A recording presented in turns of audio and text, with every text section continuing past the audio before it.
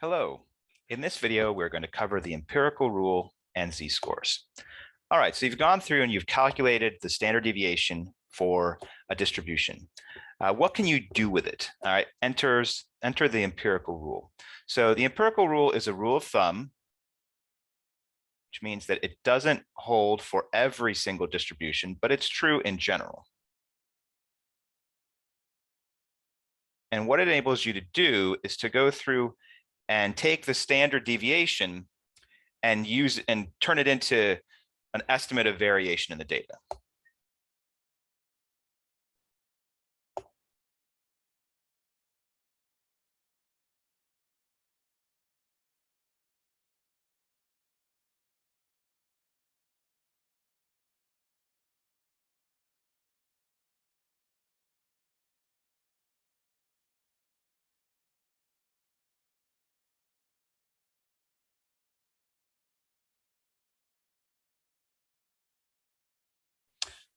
All right, so how does it do that? All right, so let's write out the rule.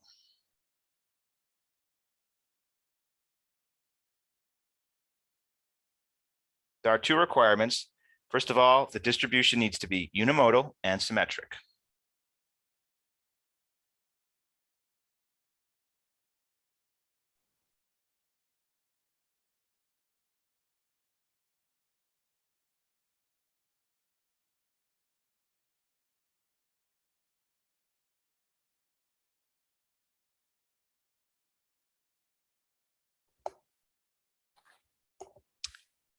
All right, so if the distribution is unimodal and symmetric, then what we can say that approximately 68% of observations are within one standard deviation of the mean.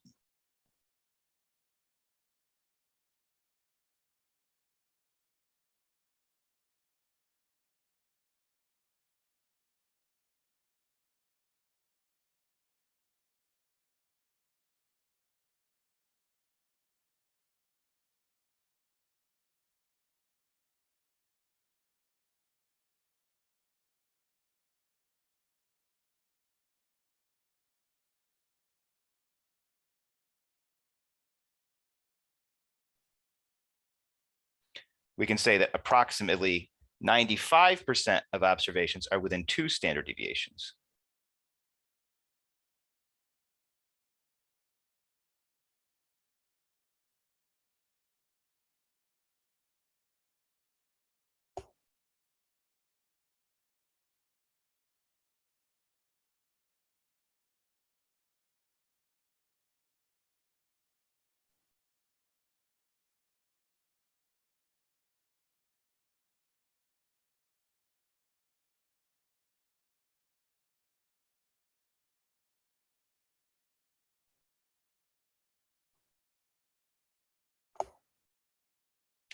And then nearly all, not all, but nearly all observations are within three standard deviations.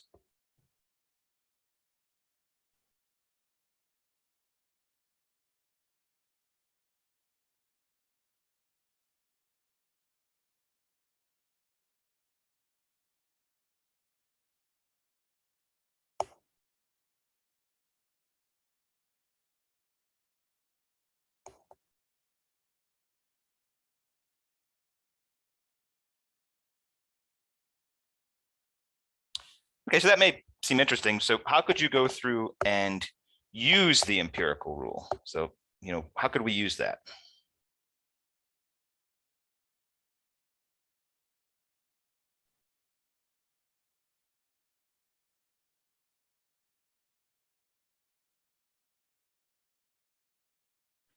Okay, so if you have the mean and the standard deviation, then you can estimate where observations should occur.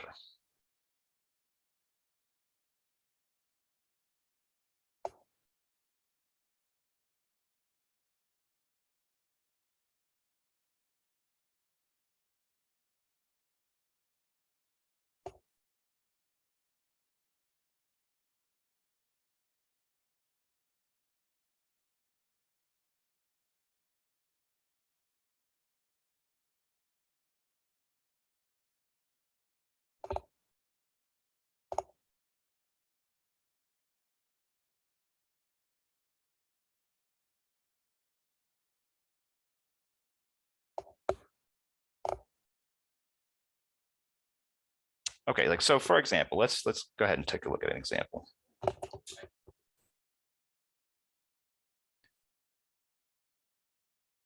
So this was a distribution that we looked at in the previous section. And what it represents is it represents 371 US cities.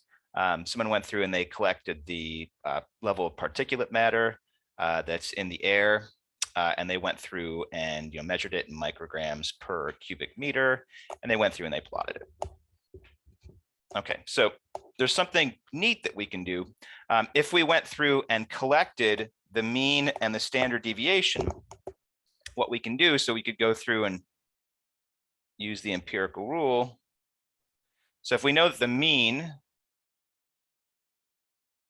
is 7.9, and we know that the standard deviation is, sorry, my handwriting's so terrible, is 2.2.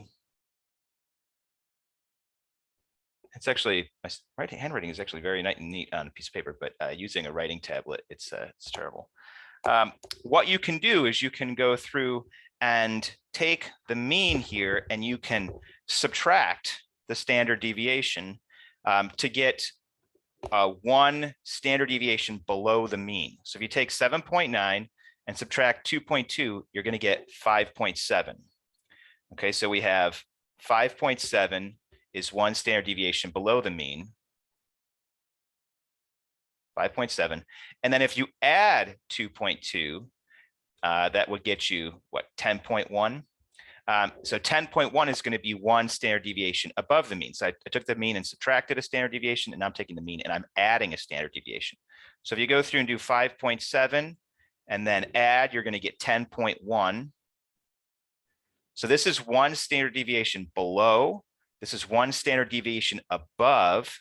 Okay, and so what we can do is we can go through and say that using the empirical rule says that 68% of observations should occur in this range. All right, so if we take that, that's a range there, so 5.7 to 10.1. So we can say that 68% of observations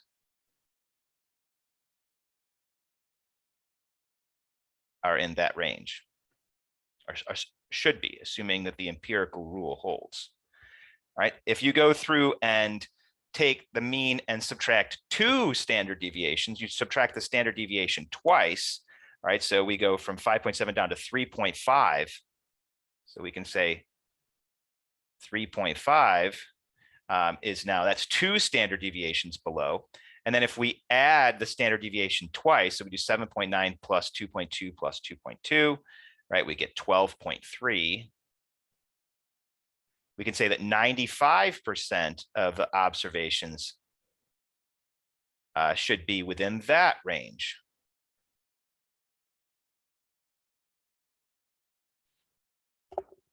Okay.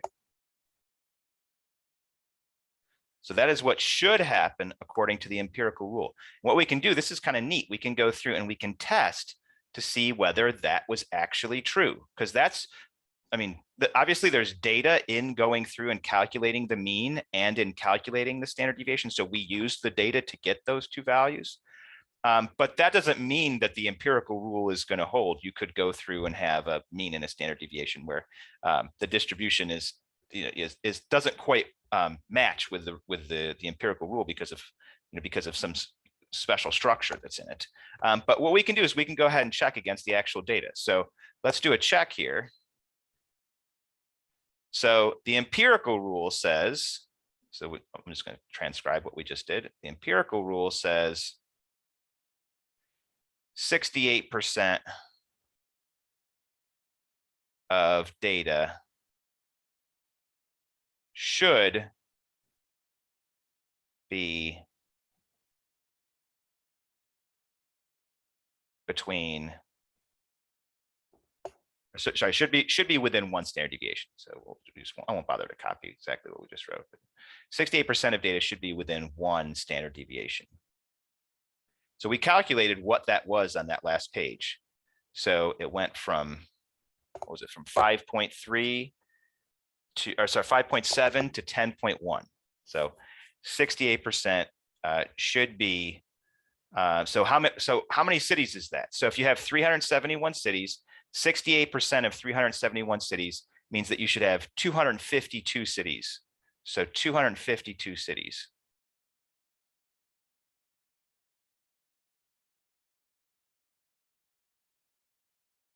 Should be within one standard deviation.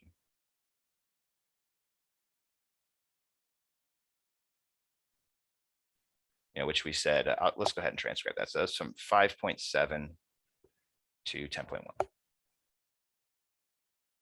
So that's the empirical rule. What is the actual result?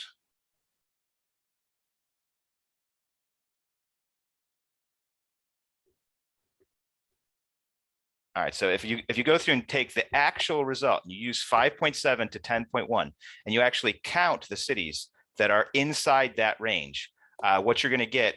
So I'm going to switch the order here just to kind of make it a little bit more obvious. So you're going to get 268 cities actually fell.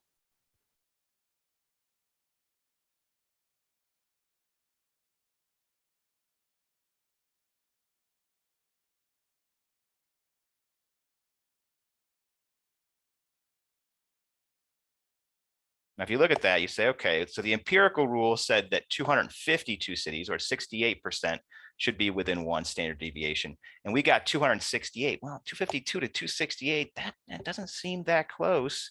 So it doesn't seem like the empirical rule was all that hot here until you actually go through and figure out what percentage of 268 is out of 371 total cities, which maybe we need to write down here as well, 371 total cities. If you go through and calculate that with a calculator by doing 268 over 371, it's 72%.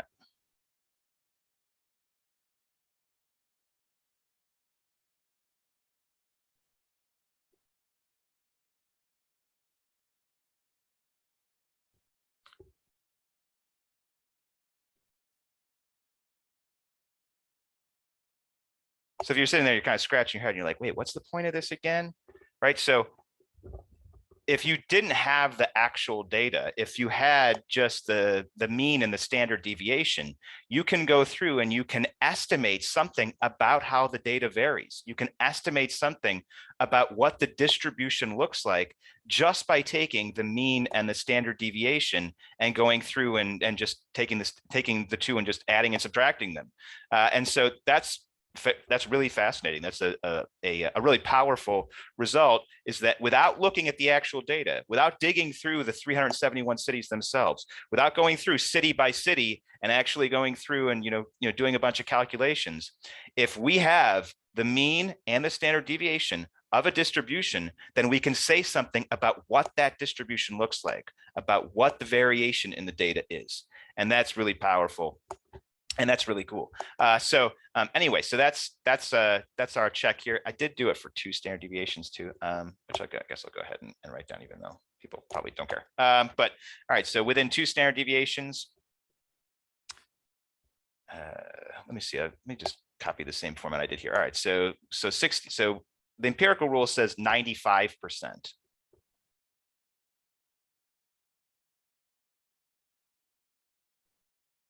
So 95% should be within 2 standard deviations.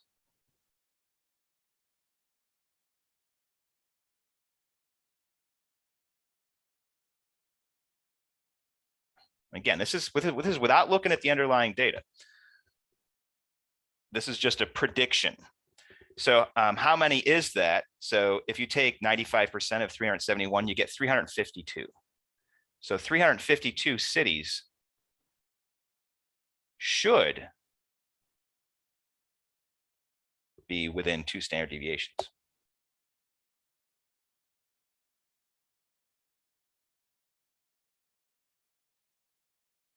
Again, just to give you a refresher, so what was our boundaries for 2 standard deviations? We said from 3.5 to 12.3.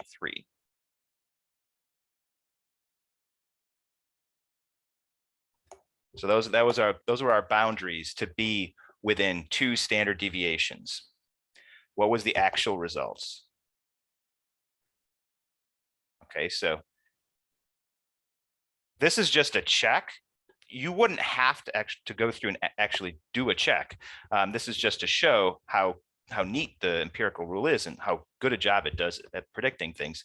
So in terms of actually using this as a tool, the main use for it is not just to go through and compare prediction versus actual. So we're just going through and comparing prediction versus actual just to show how good a job it does. And then once we've done that, we'll go through and we'll come up with other uses for it, which may be of interest. Okay, actual results. So how many actual cities? So now we're going through the data city by city, and we're literally just counting how many cities are between 3.5 and 12.3. So you actually go through and do a count, and you get 344.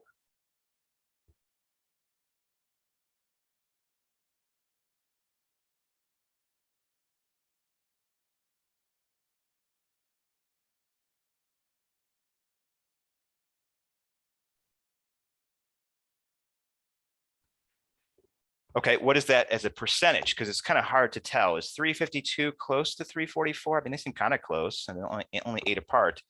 If you actually go through and calculate the percentage, that's 93%. So you just take 344 and divide by 371, because that's how many total cities there are, and you get that 93% of the cities are within 2 standard deviations.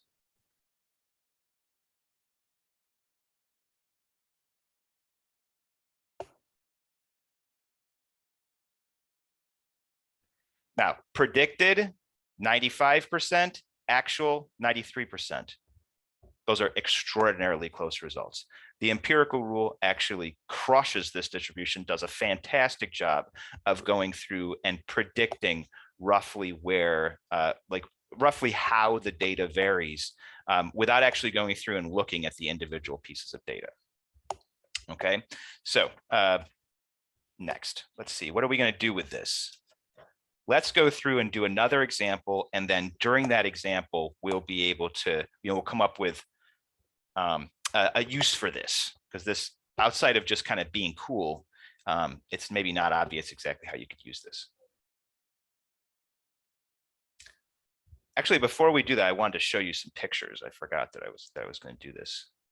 So let's take a look at some pictures here that give us visuals for the standard deviation and the variation in the distribution and all that. All right. So what we can see here is this is the exact same picture that we had up a few minutes ago, with the particulate graph. However, what this picture goes through and shows is it shows lines that shows these vertical lines that represent the standard deviation, the number of standard deviations from the mean. Okay, and so this first picture has the mean here at the center, which is at 7.9, and it has 1 standard deviation each way. Okay, so this is 1 standard deviation to the left, and we've got 1 standard deviation to the right. Okay, and so by putting those lines up there, what the empirical rule says is that 68% of the observations should be in the middle here. So we should find 68%. What we actually found is we only got, oh, so sorry, we got more than 68. We got 72%. So the empirical rule, says that we should get 68%. And when we did an actual count, we got 72%, really close. Okay, 2 standard deviations, which is what is in this picture. So we've got 2 standard deviations. 2 standard deviations to the left, 2 standard deviations to the right. And the empirical rule says that 95% of the observations should be within that. So the empirical rule says 95%. And the actual we got was 93%.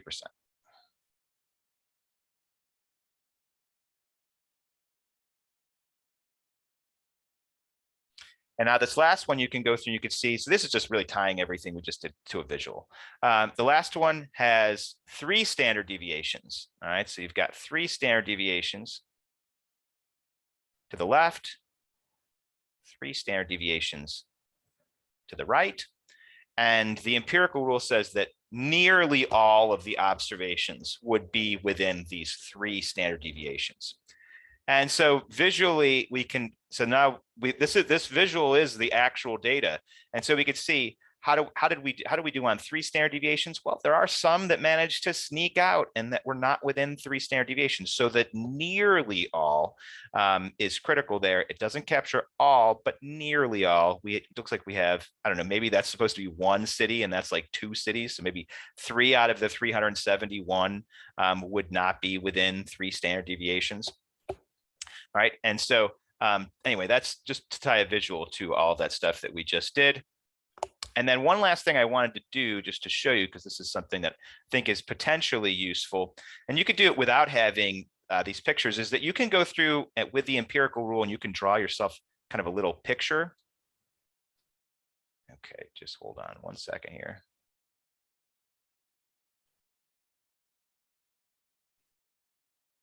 I thought there was a line tool in here. Oh, there it is.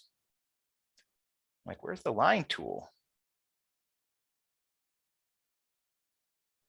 All right, so what you can do if you don't have any of these pictures, but you want to have a visual, you want to be able to draw something, is what you can do is you can draw a line, and then in the center, you can put the mean. So we know that the mean is 7.9. And then what you can do is you can go through and you can say, we're going to go 1 standard deviation to the left. All right, 1 standard deviation to the left. You're going to subtract 2.2, so that's going to be 5.7. And that's 1 standard deviation. And then you can add 2.2, so that's going to give us 10.1. That's 1 standard deviation. And then above that, what you can do is you can go through and kind of put 68%. Like that. And then you can go through and do 2 standard deviations. It's just kind of nice to be able to just have like a little visual like this. So what are we going to get? So minus another 2.2, that's going to be 3.5. And then 2 standard deviations to the right. So what is that? That's going to be 12.3. Okay, and then I kind of ran out of room to do this above. Probably better to do it above, but so I'm going to do it below. And so you can just put a little line here and then 95%. So it's just nice to be able to draw yourself like a little number line picture here, and that can help. Oh, and then one other thing, so 7.9, how many standard deviations is 7.9 from itself? It's 0 standard deviation. So that's the 0 standard deviation mark. It's right at the very center, right where the mean is. Okay. All right, so anyway, I just wanted to show you these pictures where you could visually see the empirical rule in effect. Okay. Now let's move on to our other example.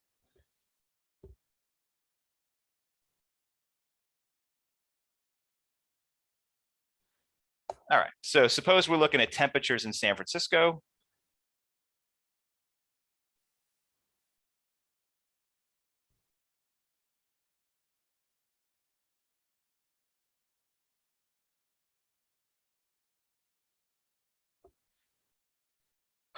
We go through and we've got some information. In this case, we don't have the actual data.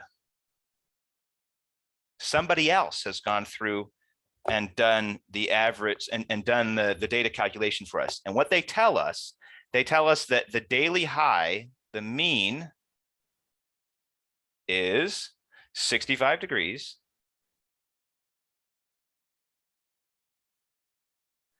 They tell us the standard deviation is 8 degrees.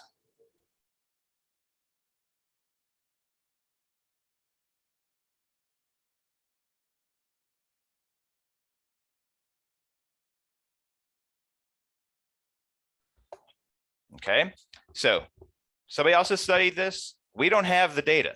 We don't have the underlying data. All we have is the mean is 65 degrees and the standard deviation is 8 degrees. All right.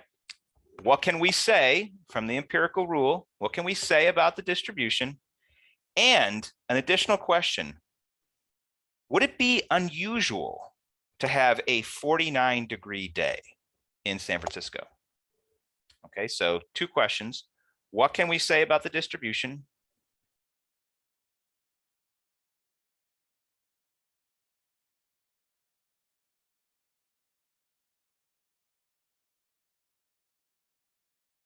And would it be unusual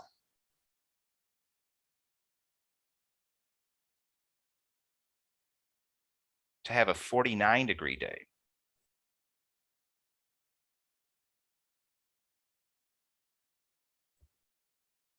in San Francisco?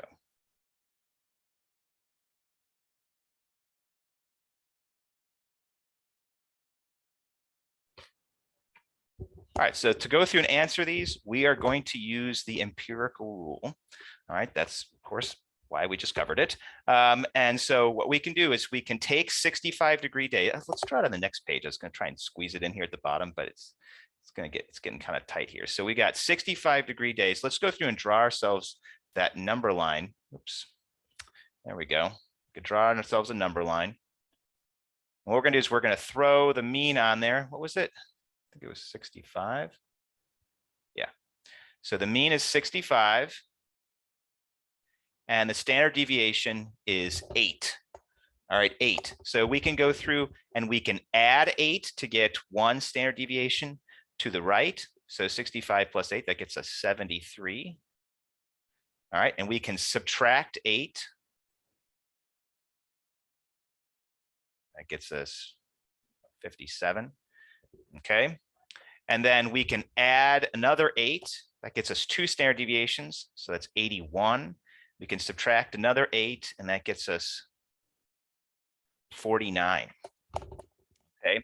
So this is the center here. All right. So and let's write it below here. So this is 1 standard deviation to the left. This is 1 standard deviation to the right. This is 2 standard deviations to the right. We've got 2 standard deviations to the right.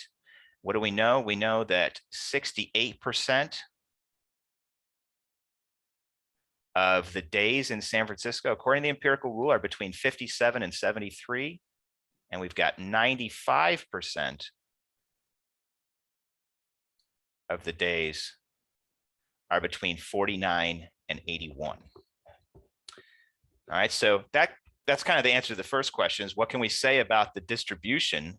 Well, that's what we can say. 68% of the time. So if you're in San Francisco, 68% of the time, the whole year round, the temperature should be within 57 to 73. Okay, and then year round, 95% of the time, we should be between 49 and 81.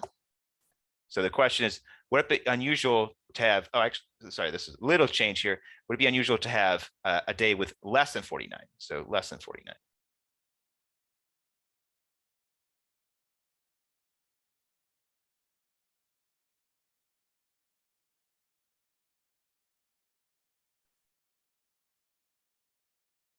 So it's going to be important to make that distinction. Would it be unusual to have a day below 49? All right, so if 95% of the time it's between 49 and 81, then how much does this represent over here? All right, so this is the below 49. All right, so that's the below 49 part. If 95% is between here and here, then how much is left for over here and over here, for outside those two bounds? How much is left? This would be above 81. Okay, 5%, right? So we've got 5%. So if 95% are between here and here, then 5% are outside of those two bounds. Okay, and if you split that 5% between the two sides, then that means this area over here, the below 49 occurs 2.5% of the time. 2.5% of the time, the temperature in San Francisco is below 49%, below 49 degrees.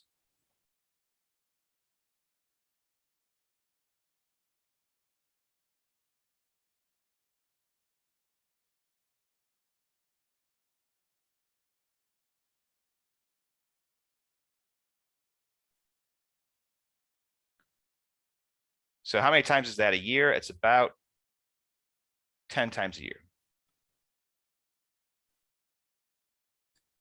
Now, keep in mind, this is not from actual data. This is from the empirical rule.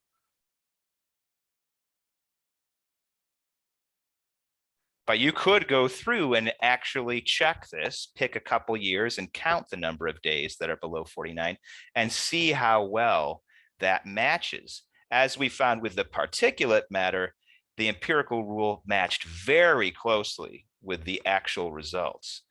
And so if the San Francisco weather data fits the empirical rule, then we should reliably be able to use these results and say that 2.5% of the time we get a day below 49.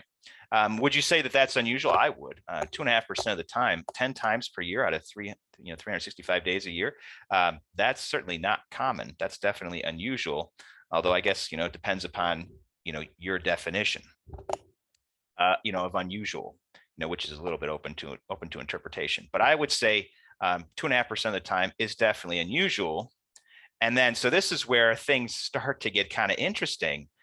If you can go through, that was 2 standard deviations. If we said less than 2 standard deviations is 2.5% of the time, and 2.5% of the time is unusual, then that gives us a boundary for going through and saying what activity is unusual in a distribution. That gives us a marker. So we can go through and take the mean and subtract 2 standard deviations, and we suddenly have a boundary for what you could consider to be unusual in a data set. You could go through and add 2 standard deviations and get an estimate for what is unusual on the high end, and subtract 2 to get unusual on the low end. Okay, so 2 standard deviations potentially, depending upon your definition of unusual, 2 standard deviations potentially becomes a dividing line for unusual unusual observations.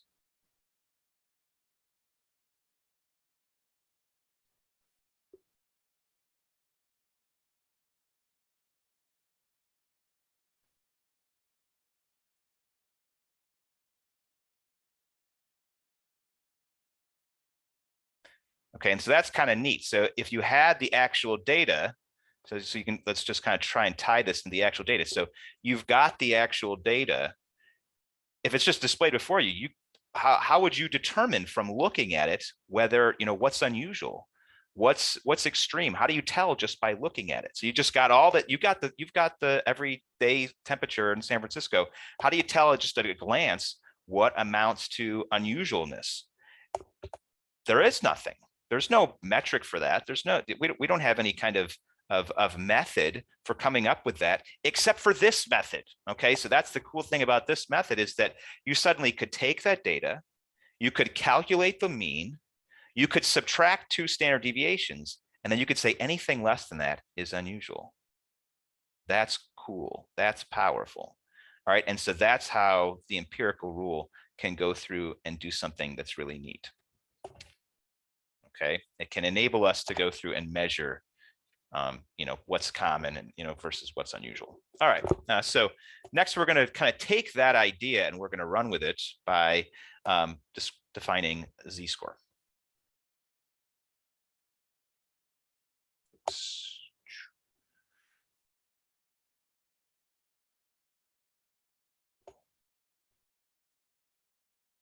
What is a z-score?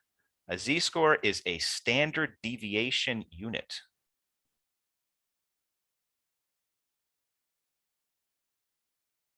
So what it enables you to do is it enables you to take the observations, take the individual observations from your data, and enables you to go through and translate each of them into a z-score.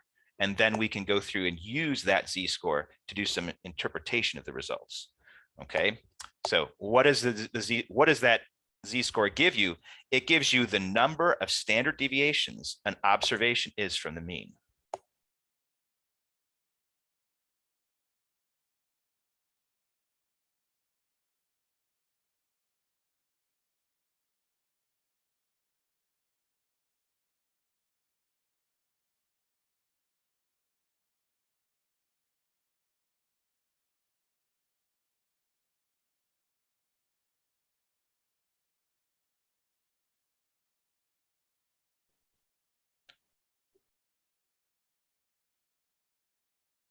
What's the utility of this?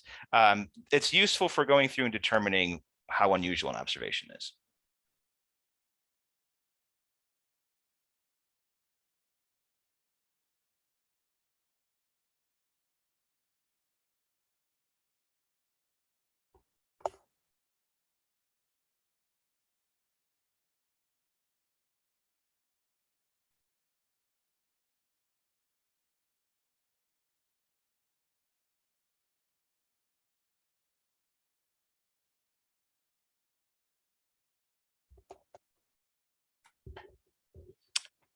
Okay, so suppose we have data for, I believe this is the heights of men. Well, I'll give you a picture in a second here.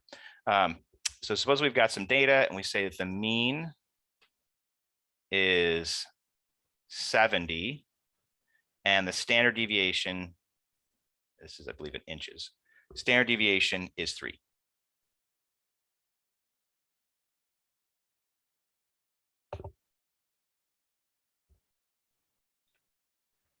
Okay, so what we can do, actually, I guess I do need to have the picture up here. All right, let's bring up the picture. I'm trying to go without the picture for some reason. I don't remember why I was doing that. But anyway, so here's the picture of the distribution. Dot plot of heights of 247 men. Okay, and what we've gone to do is we've gone through and we've marked the z-scores. All right. So the idea is that 70, which is the mean has a z-score of 0. Okay, the mean is right in the middle. And so what we're going to do is we're going to assign that a z-score of 0. Being right in the middle is 0. So this list, these are the z-scores here.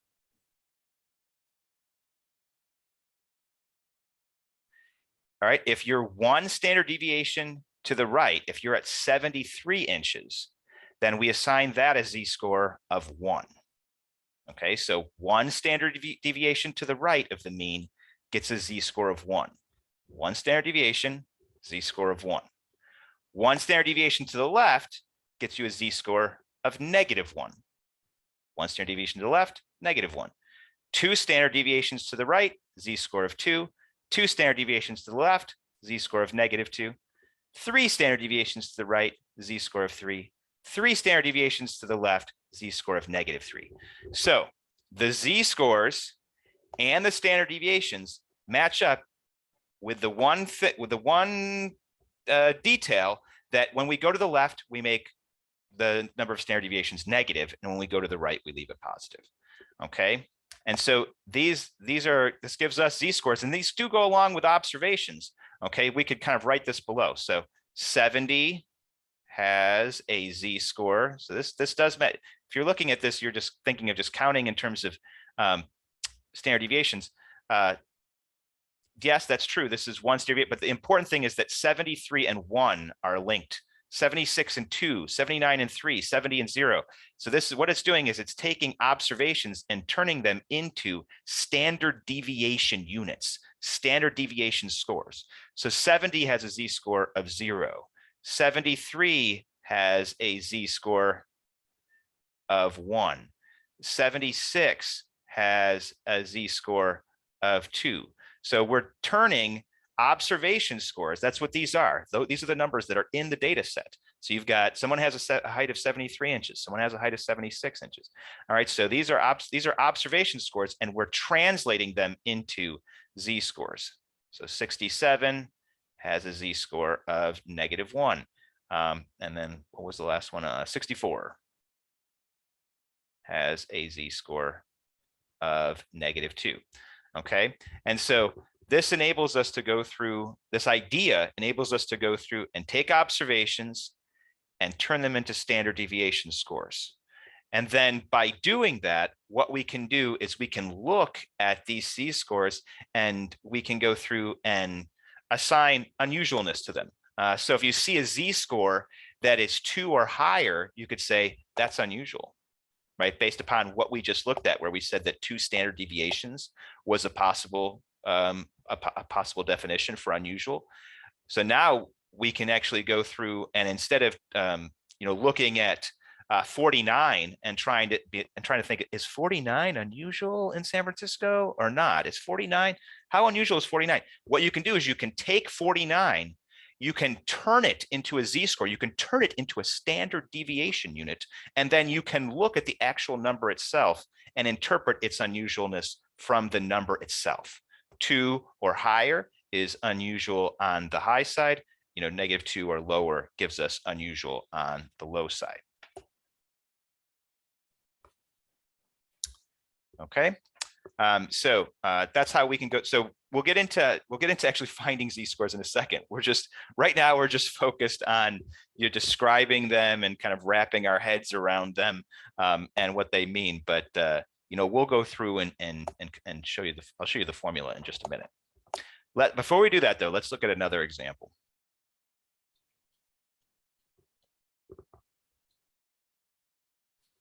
Okay, so this example will also illustrate how you can go through and use z-scores.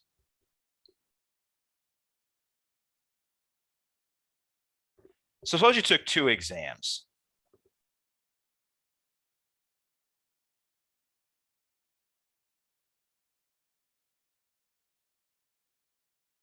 On exam 1, you scored 80 out of 100.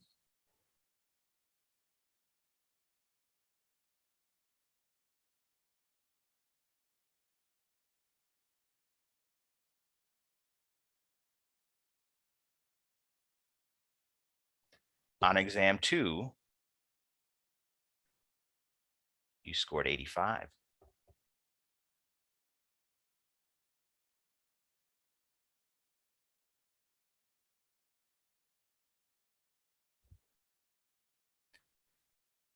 Which exam did you perform better on?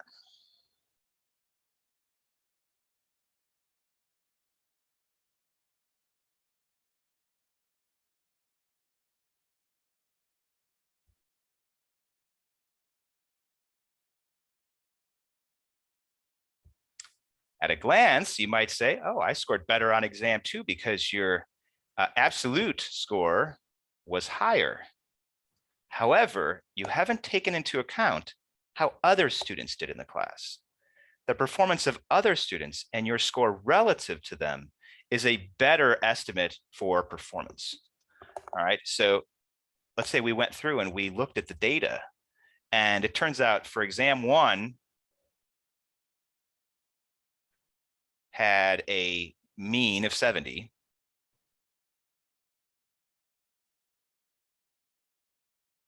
And a standard deviation of 10.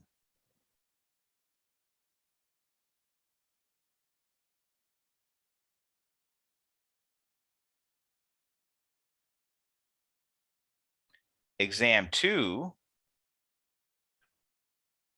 had a mean of 80 and a standard deviation of 5.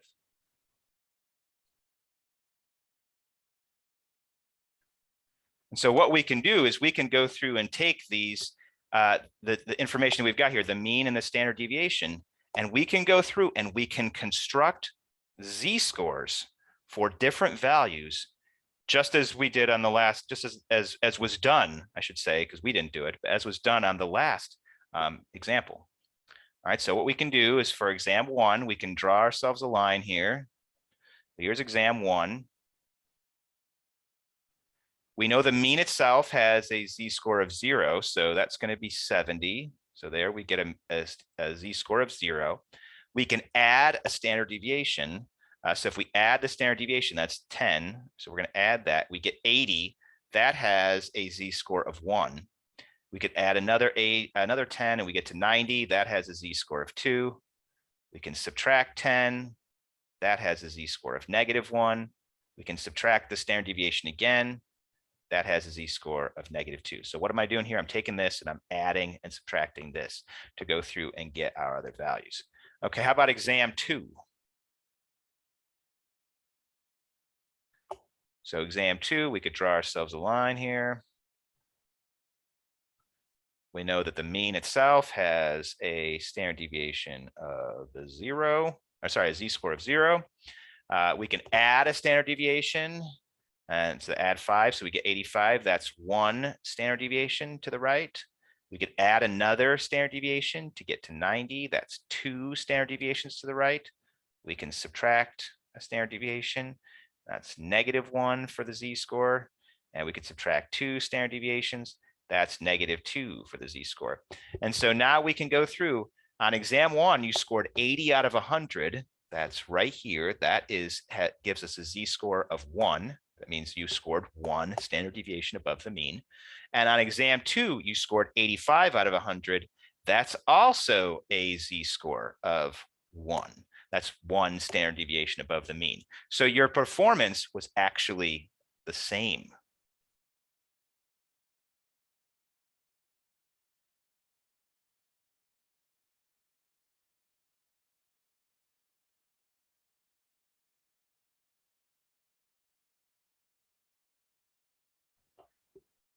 All right, so you scored, you technically you scored equally well, even though your absolute score was higher.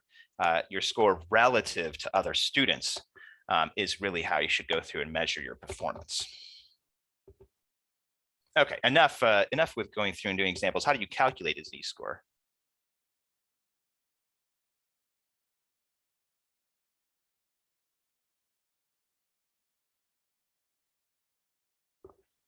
All right, so here's the formula.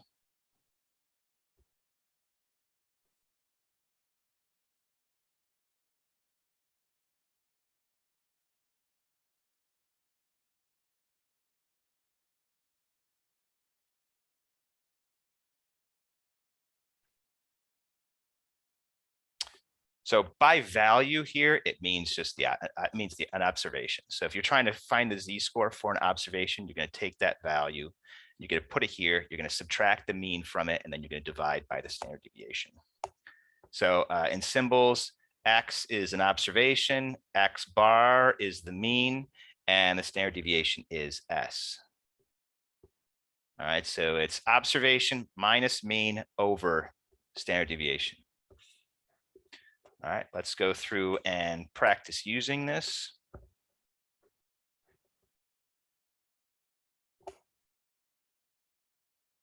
I don't know why I went to another page. Hold on, there's plenty of room on this page. All right, so what is the z-score of a man who's 75 inches tall?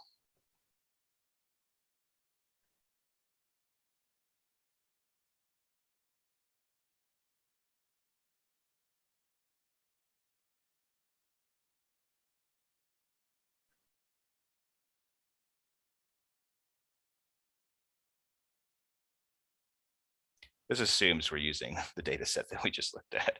Okay, so what have we got here? Let's go back because I already don't remember. All right, so we said this was the data here. I wrote it down and then I jumped to the picture. The mean is 70, standard deviation is 3 for the men in our sample. All right, so the mean is 70, standard deviation is 3. So our z-score for this individual, you take the observation, subtract the mean, which is 70, divide by the standard deviation, which is 3. All right, 75 minus 70 is 5. 5 divided by 3 is 1.67 roughly. All right, so 1.67. Is that an especially high standard deviation? Is that, sorry, is that, it's not standard deviation. Is that an especially high height? Okay, because we want to go to the underlying data when we talk about interpretation. So if you use 2 standard deviations earlier as the line for unusual, which is an arbitrary place to put it. The word unusual is open to interpretation. You could use 1.5 maybe, and that would be, would so is 2 unusual or is, is 2 rare? How do you define what's uncommon, what's unusual, what's rare? All those words are very fuzzy words. And so it's really a question of determining what percentage. And so in going through and looking at 1.67, we know that above 2 standard deviations, that only 2.5% of men are above 2 standard deviations, only 2.5%. So at 1.67, that's lower than 2, but it's not a terribly large amount lower. It could be that if you went through and looked at that 1.67, this individual is in the top 10% of heights of men. I'm just estimating here. And is being in the, instead of being in the top 2.5%, top 10%, is being in the top 10%. Is that unusual? I mean, is that rare?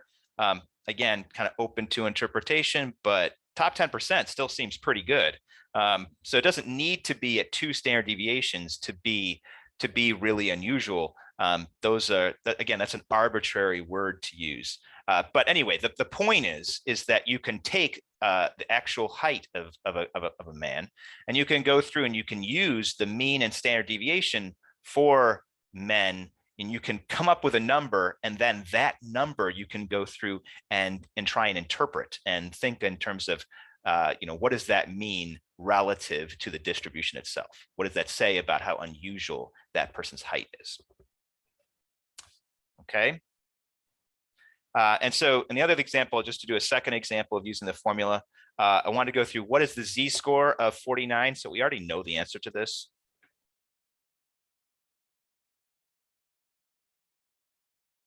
If you go back and look at the pictures we drew, you can actually figure out what the z-score is. But let's say we wanted to calculate it.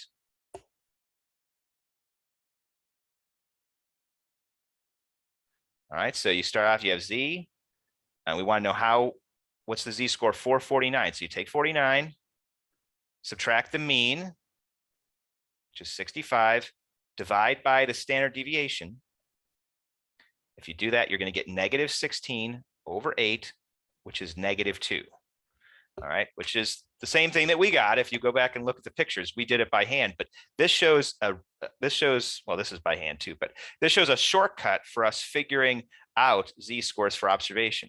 You just take z-score, subtract mean, divide by standard deviation, boom, you've got your z-score that you can go through and you can interpret. So it's just observation minus mean over standard deviation, and then the number just pops out, and then you can start interpreting it. Negative 2. We know that that's really far from the mean. We know that that's an unusual score. That's there's only 2.5% of days that are below that.